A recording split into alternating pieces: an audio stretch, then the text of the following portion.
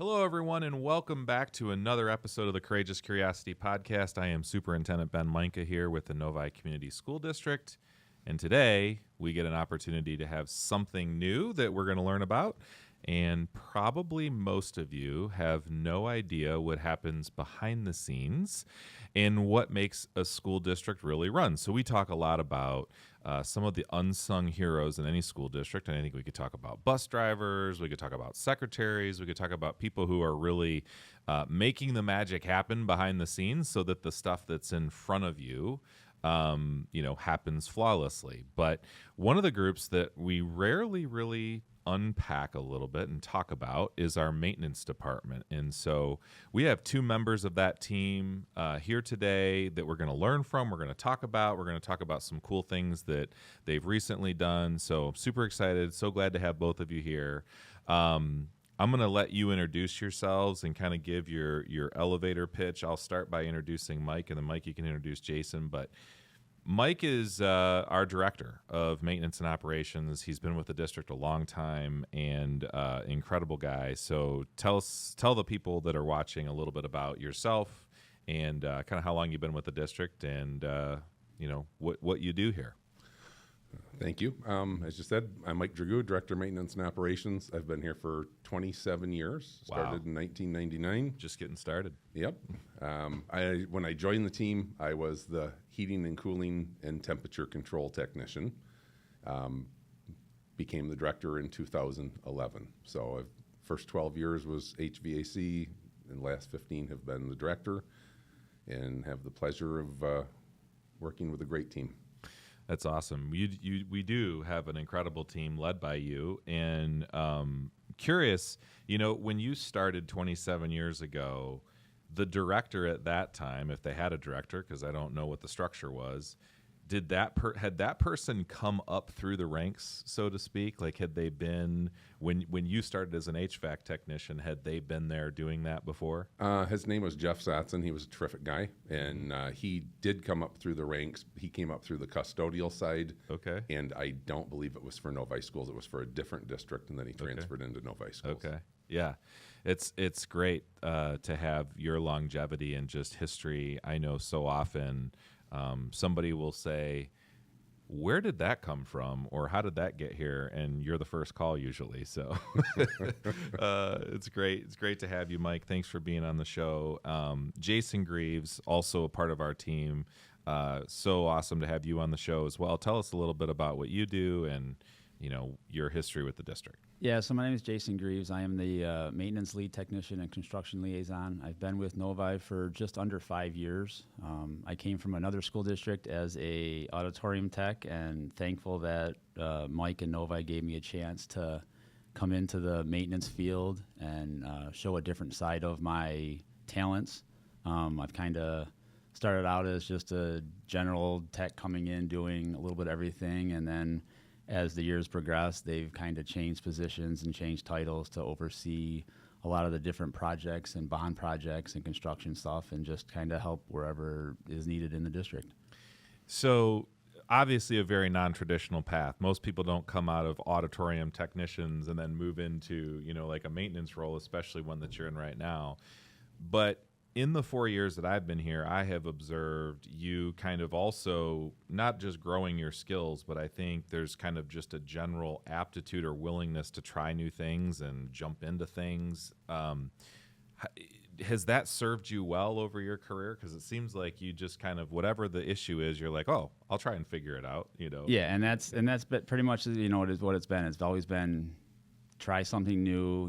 I've learned a lot from my dad, who was always hands-on, right? And try to teach you different skill sets and learn different things and just expand your horizon. Yeah. So when I was in a different school district, it was like, if they needed help here, I'm willing to help. And that's how I've always been taught that way and brought that way. And it's whatever I can get involved in. And if I can't figure it out, nowadays you've got YouTube and there's technology, and learn it, try to figure it out, make a phone call, ask questions. It's so true. There's so much available that we can learn to do now through social media, through video, through all those things. But it still takes kind of a willingness or a courage, I would say, to take that step and try it, right? Yep. And so we appreciate that you have that, which is awesome. So for those that are watching, we have a number of school buildings. We have a lot of properties. We have a lot of square footage. Mike, I'd love for you to kind of give a breakdown of how many members do we have on our maintenance team, and how much do they cover if you were to consider kind of the footprint of the district? We have 11 people on our team. When I joined in '99, we had 10, so we've grown slightly, and the district has grown significantly. Yeah. I know back in '99, the district was under 900,000 square feet. Now it's closer to 1.7 million and Wow. getting close to 2 million here by the time we're done with our bond. Mm-hmm. I think we have a great team that we don't need to contract services as much as some other districts do. We have a lot of longevity in the department. We have a top-notch grounds manager who keeps this place looking golf course quality. 2 excellent HVAC technicians who that can be very expensive if you have to pick the phone up, and they handle just about everything there is to handle. We've got an electrician, carpenter, skilled maintenance technicians. So we do a lot within the district. We don't pick the phone up for a whole lot. That combined with the amount of construction we have, it's rare that we're doing service calls. It's wild when you think about 11 people covering 1.7 million square feet of space. And not just the 11, they're not just a normal 11 people. These are guys that have really true skills to be able to, address technical things, to be able to do those things. So, I mean, I would imagine that technology has helped, in some way. I don't know if either of you can explain that part of it, how. I mean, I'm sure that when we started and you started in 1999, it was probably paper tickets and things like that, right? I think we've probably grown since then. It's helped and hurt. Some of the things do make the equipment operate smoother, more predictable, programmable. It comes with its own sets of problems. Things definitely moved a lot slower back then. And like you said, Ben, it's a plus and a minus, right? So you get to a point where you get that ticket, it's great. But then it also helps you with technology because I can be at home, Mike sends an email, does it need a immediate response? No, I can wait till the next day. But there are times where you get those phone calls or those emails that come on the weekend, and it's like somebody needs a quick answer. With that technology, we're able to make that answer. Yeah, that's awesome. But really, if you think about it, if there's 11 members of the maintenance crew and we have almost 1,000 employees, it's dang near close to 100 people for every maintenance person.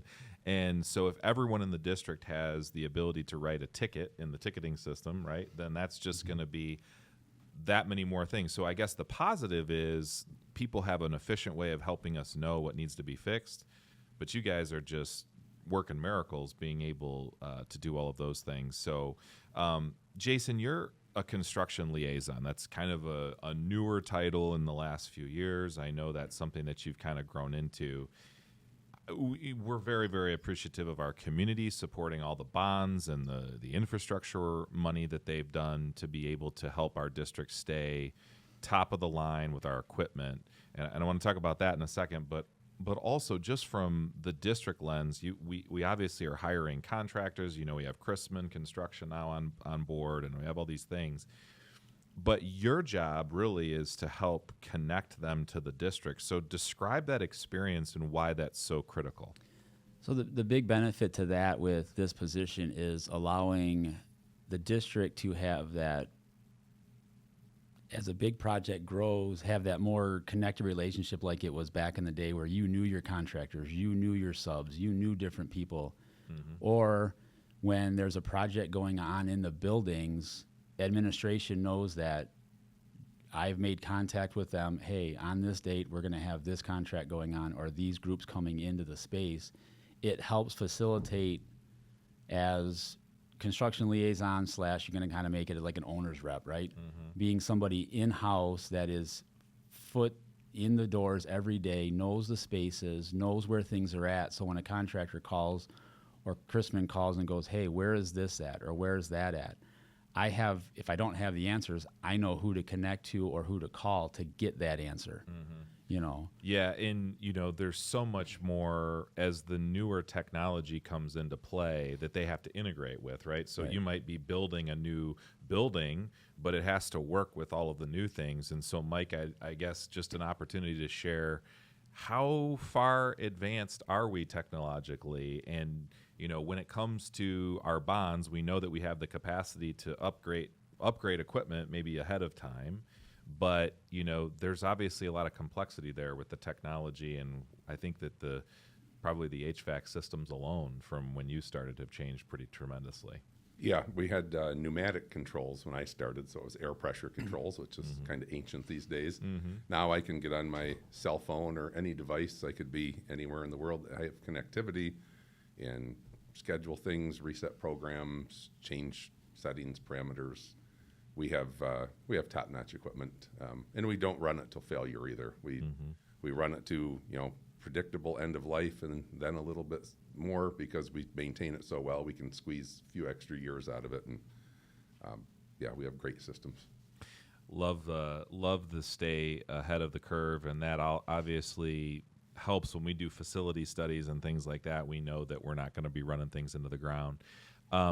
One of the things I want to shift gears for a second, one of the things that's notable about your department, and I'd be interested to get both your perspective on this, and I think it's a testament, Mike, to kind of the culture that you've built there, but the maintenance guys are unique in that they're really, really a tight-knit group. They work really well together. They seem to enjoy their work. They're joking around. They're happy. They're always willing to help. Talk about, what are some of the hallmarks of the maintenance department culture that you've been able to create within your department, and then how that impacts the service that they provide to the district? Well, like I said, the first 12 years I was part of the team, so I was not their leader, and that was already in place. I mean, that culture already existed when I joined the team. A true team mentality where we would help each other even outside of our trades. I remember Jim Fuller was building that planter box over in front of Novi Woods, heating and cooling guys, electricians over there helping them, even though it's outside of their scope of work. Everybody recognizes when somebody else needs help and pitches in. So great culture just leads to great things. And then we have had a lot of turnover the last few years because people have retired. We don't get a lot of, when they come and go, it's because of retirement. So new guys are adapting to some of the senior guys, and it's turning out to be a great thing. Yeah, it's kind of cool how they are mentoring some of the new guys as well, which is awesome. Yeah, so it's that culture thing, right? I've been here just under 5 years, and there's been 4 guys hired behind me, and they kind of came into that same routine. It's like, you might be hired in for this position, but if you need help here, we're going to go help there, right? And you've got guys, even when, we're just getting out of the snowy season, even though it's, snowy and cold today, electricians, carpenters, grounds guys, myself, we all go out and plow. Doesn't matter what your trade is, where you're at, everybody jumps in a truck, jumps in here, jumps in there. So it's just that teamwork that helps, keep that camaraderie together. Yeah, and to a person in the maintenance crew, that's their mentality, and that is, I've been a lot of places. I have to say that's rare, and I think we're really lucky here in Novi to have people that, they really invest themselves in the community and in the district. And speaking of community, I want to highlight something that I know, was a very public situation. We have really a situation that occurred recently, but it's happened before, and it likely could happen again. But the Great Lakes Water Authority is putting in a very massive water pipeline. This has nothing to do with our city. This has nothing to do with our county. It's really a statewide, kind of water infrastructure project. But the problem is, as they're building these massive lines, some of the smaller lines as they go across the state are going to not be able to handle that pressure. We have been victim this year twice to water main breaks, slightly different locations, but general area in the community. and that has taken down the ability for our community to get water. And then once we get it restored and repaired, of course, then the Great Lakes Water Authority is, and all of us are, do the health department restrictions have to be on a boil water alert. So it was kind of a cool moment. The last water main break happened on a weekend. People are obviously stressed. They don't have the ability to get water. Well, our school buildings can't get water either, but we did have two buildings, Orchard Hills and Village Oaks, that did not succumb to the water main issue. So we had water, and we have a great relationship with the city, and the city manager reached out, and we were talking about how we could help. And it was so cool, and it just gets back to what we were just talking about with the culture within your department. I talked to Mike, and I said, hey, I'd love to see if there are any guys that would be willing to work a little bit. And, Mike, you were like immediately like, what can we do? How can we do that? So I'd love to hear a little bit about how we jumped in to help the Novi community and what that experience was like. And I know, Jason, you were also a part of this on that weekend. So love to just get your experience and perspective on how that all went down. Well, you called me Saturday morning at 10-ish and said you'd like to open up Village Oaks at 11 as a watering supply spot for our residents. And I know I task the crew enough to come work early mornings, late nights, weekends. So I thought, I'm just going to run up there and take care of this one myself. And I personally thought there would just be a handful of people. I don't know what I was thinking. There were hundreds of people who came throughout the day.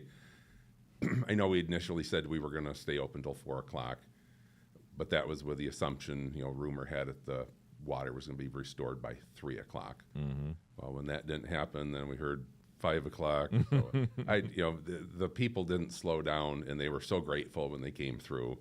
And I was actually having fun there. The conversations that were had, and just the funny little moments with the people that were coming through, and they were so grateful. So I think that's a thing that I've heard you say a few times now, is how grateful people were. And I mean, that certainly makes it a lot more enjoyable to serve in that capacity, right? Oh, for sure. Yeah, they weren't, they were grateful, thankful, and, I know they were frustrated that they couldn't flush their toilets or do the things they needed to do at home. So they were sure glad to fill their buckets and be able to go home and do that. That's awesome. And then on Sunday, things continued. And we opened up again, and then you picked up the baton. Yeah, so I was, sitting at home and just kind of chilling, and phone goes off, and I look, and it's, 6:45, 7 o'clock in the morning, and it was from Mike, and it was a general email to all of us, like, hey, who's available, who can come in? And I'm like, I told him, Mike, I'm available till 8 till noon. I had already had prior commitments after that, but I was able to come in, and he said, that'd be great. So I got in, and I drove right from there right to the school, and there was actually a parent that pulled in at 7:30 before I even got there, even though it said we weren't going to open till 8. And I said, just give me a second. Let me walk around, turn the alarm off, go in. But, yeah, the same response that Mike had. It was everybody was very thankful, gracious to be able to come in. And I had people coming in regular 5-gallon jugs to fill with water. I had people coming in 27-gallon totes, like you would store stuff in at home, your Sure. Christmas decorations in. Yeah. They just needed anything they could do to get water, just to flush toilets. I had people show up just to use the bathroom. Yeah. To not have to worry about it. But they were, it was nothing but positive response from the parents, the community, thankful. We had one parent that lives Island Lake area, and he's like, here, give me your cell phone number. I will literally call you when I have pressure back on that side of town if you want me to. That just shows that they were, how thankful they were for us to want to have that kind of communication back and forth. It's amazing, and it's just an example of many that you guys have to show just the type of people that you are, but also the response of our department has always been, what can we do to help? And I think that really helps create a really strong community here in Novi. As we kind of wrap up, and you are thinking there may be, students, parents, staff, anyone listening to this show, what would you leave people with as the one thing that you would want them to know about our maintenance department? And I'll give you both an opportunity to kind of answer that. But Jason, I'll start with you. The big thing for us as maintenance is, we're a small group, but we're tasked with a lot of responsibilities, and we're here to help and assist and pretty much pick up the slack wherever the district needs. You know, we may have a title, but that title doesn't really mean anything in our department. We're all here as one big collaborative group, and we will jump in wherever. You'll see guys plowing, you know, the same guys will be on a mower in the summer, you know, cutting grass. Same guys will pick up a paintbrush and start painting. It doesn't matter, you know, it's just one big group that works together to do what's best for the community, the district, the students, the staff. That's awesome. All that is 100% spot on. I guess I could lead to, we always feel the support of the community.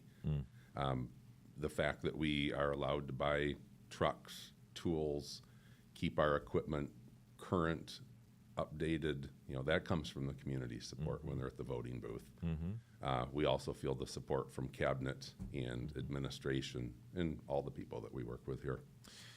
You guys are incredible. We cannot thank you enough for your service to our community, for always being willing to say yes and help when in need. And I think that this is an awesome opportunity for anyone in the community to learn a little bit about just a couple of the guys in this small but mighty crew that helps keep our district running and comfortable, and all of the things that they do to provide for our students and our staff. So again, thank you both for being on the show. We hope all of you have a wonderful day. Stay curious and go Wildcats.